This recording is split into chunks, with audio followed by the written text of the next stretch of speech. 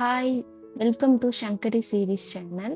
நம்ம இந்த வீடியோல பன்னீர் டிக்கா மசாலா எப்படி செய்யலாம்னு பார்க்கலாம். 2 ஸ்பூன் தயிர் சேர்த்துக்கலாம்.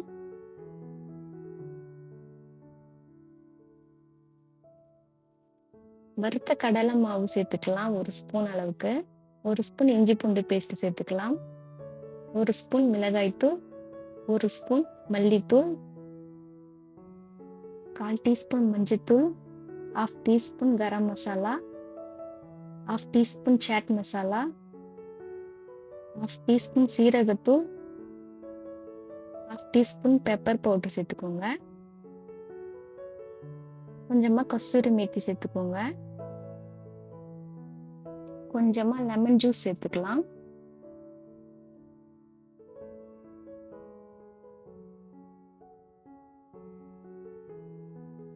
ரெண்டு டேபிள் ஸ்பூன் அளவுக்கு கீ ஹீட் பண்ணி சேர்த்துக்கோங்க.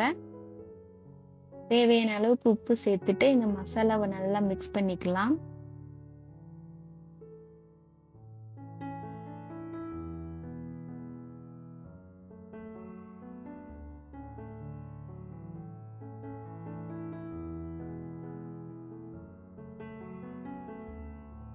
அடுத்து நம்ம பன்னீர் சேர்த்துக்கலாம். பன்னீர் இந்த மாதிரி கட் பண்ணி சேர்த்துக்கோங்க. அடுத்து கேப்சிகம், ஆனியன் சேர்த்துக்கலாம். அதையும் இதே மாதிரி கட் பண்ணிக்கோங்க கியூபா.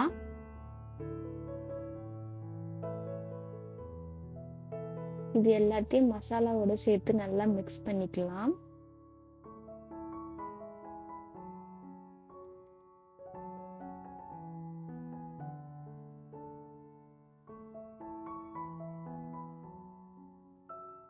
இதை நல்லா ஒரு 1/2 மணி நேரம் நம்ம தனியா ஊற வச்சிடலாம். அடுத்து ஒரு பேன்ல தேவையான அளவுக்கு எண்ணெய் சேர்த்துட்டு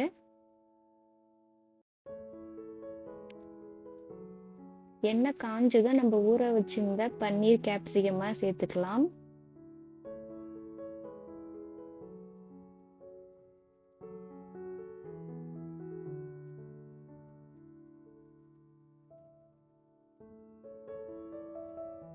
இதை நம்ம நல்லா வதக்கி எடுத்து வச்சுக்கலாம் தனியா.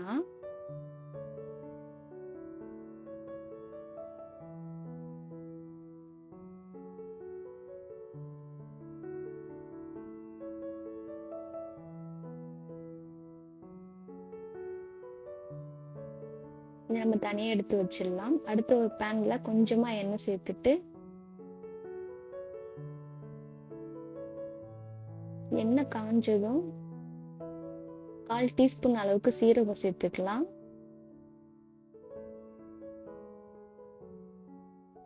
ஒரு பெரிய வெங்காயம் பொடியா கட் பண்ணி சேர்த்துக்கலாம்.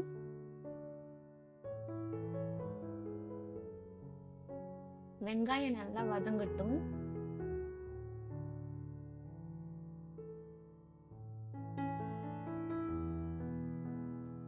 அடுத்து நம்ம 1 ஸ்பூன் இஞ்சி பூண்டு பேஸ்ட் சேர்த்துக்கலாம். அதையும் சேர்த்து நல்லா வதக்கிக்கலாம்.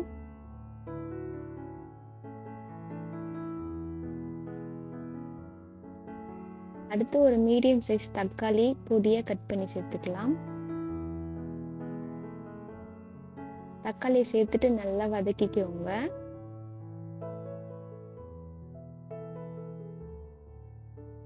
தக்காளி நல்லா வதங்கினதுக்கு அப்புறமா நம்ம மசாலா சேர்த்துக்கலாம். 1 ஸ்பூன் மிளகாய்த்தூள், 1 ஸ்பூன் மல்லித்தூள், கொஞ்சமா உப்பு சேர்த்துக்கலாம். இதெல்லாம் சேர்த்துட்டு நல்லா மிக்ஸ் பண்ணி விட்டுக்கோங்க.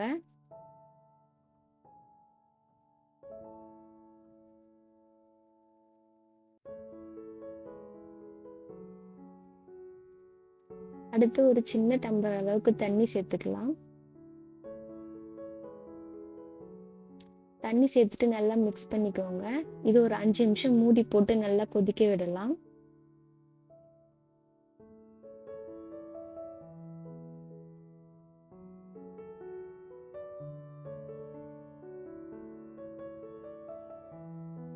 நம்ம வதக்கி வச்சிருக்க பன்னீர் கேப்சிகமை சேர்த்துக்கலாம்.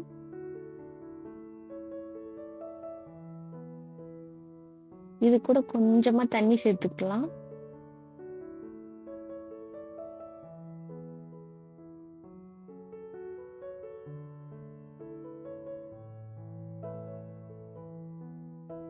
தண்ணி சேர்த்துட்டு நல்லா கலந்து விட்டுக்கோங்க. இத திருப்பி மூடி போட்டு ஒரு 10 நிமிஷம் நல்லா கொதிக்க விடலாம். அது கொதிச்சு நல்லா எண்ணெய் பிரிஞ்சு வரும். அப்போ ஓப்பன் பண்ணுங்க. இந்த மாதிரி தனியா எண்ணெய் பிரிஞ்சு வரும்.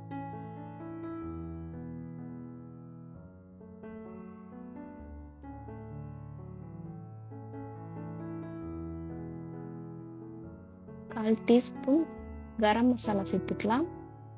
கொஞ்சமா கசூரி மேத்தி சேர்த்துக்கலாம். இதெல்லாம் சேர்த்துட்டு நல்லா 1 நிமிஷம் அளவுக்கு கலந்து கொடுங்க.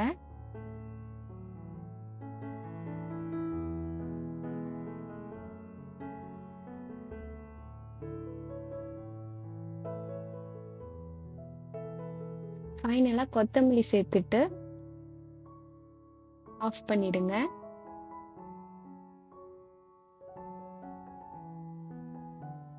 பன்னீர் டிக்கா மசாலா இந்த மாரி மெத்தட்ல ட்ரை பண்ணி பார்த்துட்டு எப்படி இருக்குன்னு சொல்லுங்க.